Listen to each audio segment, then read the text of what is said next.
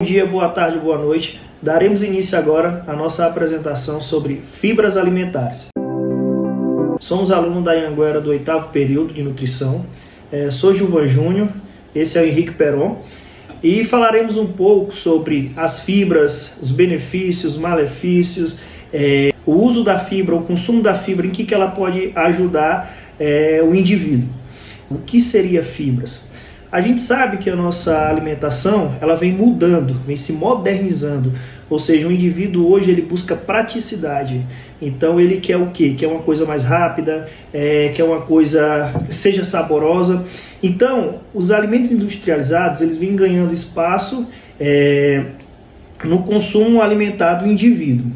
E o que é que acontece? Quando a gente consome alimentos industrializados, de alto teor de sódio, gordura trans, a gente deixa de estar comendo coisas boas, que seriam as fibras, alimentos de alto valor biológico, e estamos fazendo a substituição por esses alimentos que são pobres em nutrientes. Então, o que seria fibras? Olá pessoal, tudo bem? Dando continuidade no que o meu amigo Gilvan falou. E por que é tão importante a fibra hoje em dia? O que é a fibra? A fibra, primeiramente, ela é uma parte da parede do vegetal que a gente vai consumir, porém ela não é digestível. Então, por que ela seria tão importante? Existem dois tipos de fibras, as solúveis e as insolúveis. O nome já diz, as solúveis são aquelas que se ligam mais facilmente à água, e as insolúveis são aquelas que não se ligam. Dando continuidade ao que o Peron está dizendo, então as fibras elas fazem parte, ela é de origem vegetal, com exceção da lignina, então ela não tem enzimas capazes para fazer essa digestão. Então elas são absorvidas e não digeridas pelo nosso corpo. As fibras elas são carboidrato complexo. A fibra ela é super importante para a questão do controle glicêmico. Por quê? Porque quando a gente consome um alimento de alto índice glicêmico, o que seria esse alto índice glicêmico, Gilvan? O que acontece? Aqueles que têm uma digestibilidade muito rápida, ou seja, que são considerados carboidratos simples, bem simplificamente falando. Então, quando nós consumimos, o processo digestivo dele é muito mais rápido.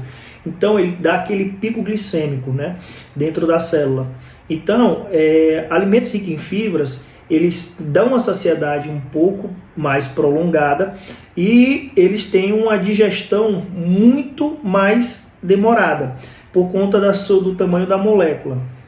E esse pico glicêmico que você falou aí seria tão ruim por conta da questão da resistência à insulina, né? Lógico. Inclusive, né? Principalmente para quem é diabético. Diabético, justamente.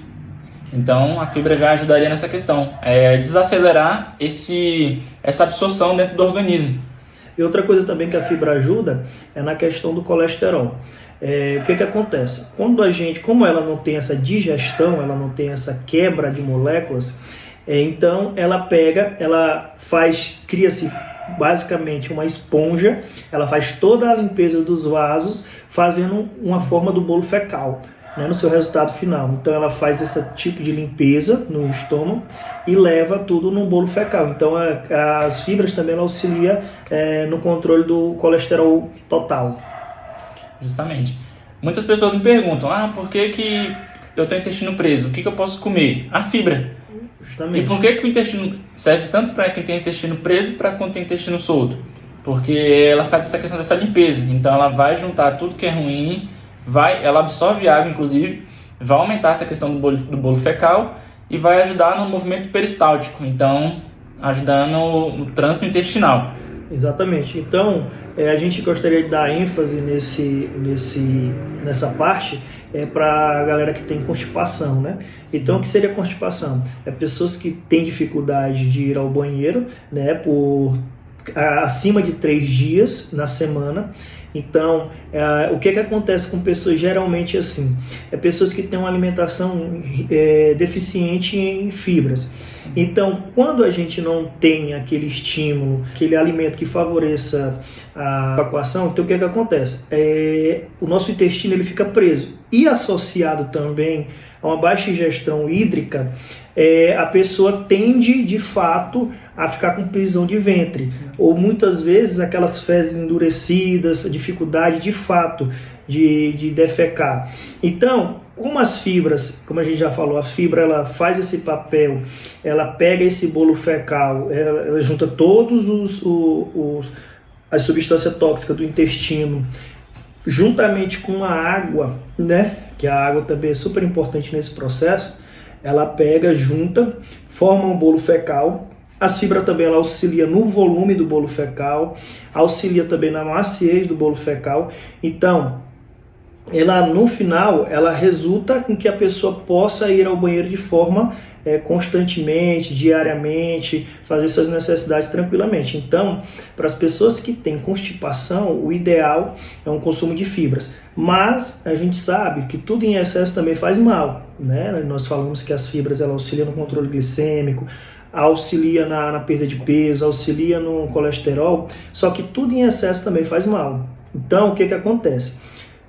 A gente sabe que as fibras elas competem sobre a absorção. Então, quando a gente come em excesso, quando a gente faz o consumo em excesso, o que acontece?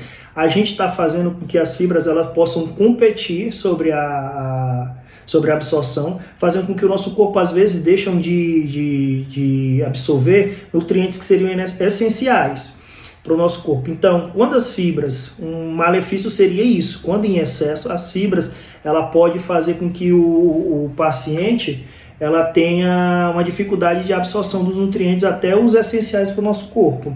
Então, qual seria a recomendação? Então, a diária seria de 20 a 35 gramas por dia, e para a criança seria 5 gramas por dia. Das coisas que você falou, eu achei algo interessante, que você falou que elas tiram a toxicidade do intestino. Então seria interessante o consumo de fibras solúveis, né? Justamente, e também as insolúveis. Porque o que acontece? As solúveis e insolúveis, elas têm, cada um tem o seu papel, né? Então, assim, todas elas trazem benefícios para a saúde, né? E solúveis e insolúveis, as fibras, todas elas fazem com que a gente melhore o nosso sistema digestivo. Você falou uma questão interessante também que eu gostei, que é sobre a questão do controle de peso. O que a fibra seria útil no controle de peso? Quando a gente consome a fibra e ela chega no nosso intestino, ela faz essa questão dessa absorção, essa mistura com a água, e ela enche no nosso intestino. E justamente, ela faz um gel. Então ela vai aumentar a questão da saciedade. Você vai querer comer menos, e menos, não vai ter tanta aquela vontade de querer comer, igual quando a gente come coisas industrializadas, né? Que é de rápida absorção, a gente acaba querendo que comer mais, né? Justamente por isso. Porque qual seria a diferença dos carboidratos simples, que são os açúcares refinados, esse tipo de carboidrato, com o carboidrato que são ricos em fibra, que a gente chama de complexo? É justamente essa. Quando nós ingerimos carboidratos simples, o que acontece? A gente tem um pico glicêmico, nós já falamos anteriormente, por conta da sua digestão, é muito mais rápido. Quando nós não queimamos esse tipo de carboidrato, ele se acumula nos nossos tecidos adiposos. Quando a gente consome as fibras, também que em excesso também causa ganho de peso, mas com consumo moderado, de acordo com suas necessidades, ela ajuda você a perder peso associado com atividade física. Então, por isso que ela ajuda nessa questão da perda de peso. E outra coisa importante também das fibras é por conta da saciedade.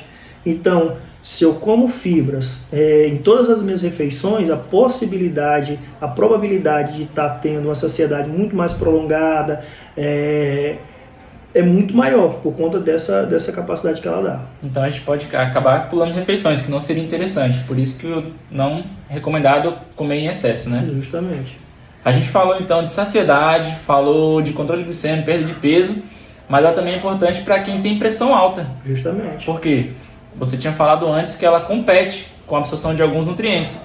Entre eles seria o sódio, não é isso? Justamente. Legal, bacana. A gente falou então para pessoas que têm obesidade, pressão alta, resistência à insulina. Mas e para quem não tem nada? Por que consumir a fibra? Para quem não tem nada, eu sou um cara saudável, treino, me alimento bem, não como industrializados, por que eu deveria comer fibras? Justamente pela questão do trânsito intestinal. Ela vai fazer com que ela vai te ajudar, auxiliar no controle glicêmico, ela vai te auxiliar vai te prevenir doenças. Então até mesmo para evitar, né? A questão da gente desenvolver uma diabetes, uma pressão alta. Legal. Inclusive, não tem estudos que comprovam a relação do câncer de intestino. Uhum. Mas, assim, se a gente parar para pensar com relação ao que a fibra faz no nosso intestino,